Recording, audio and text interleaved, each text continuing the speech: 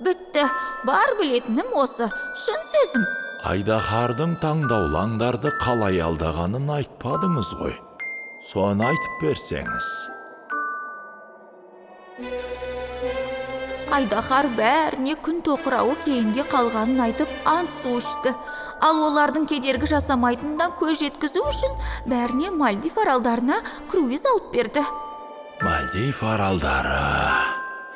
Онда барып көрген емеспін. Мен де барсам ғой шіркін. Қорқыт ата сонда кетті деп естідім. Біз мұнда зұлымдықпен күресіп жүрсек, ол жайбарақат демалып жатыр.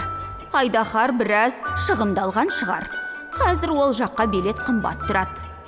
Естуімше, ол науқанмен ең арзан билеттер алған екен. Әй, қуқақбас.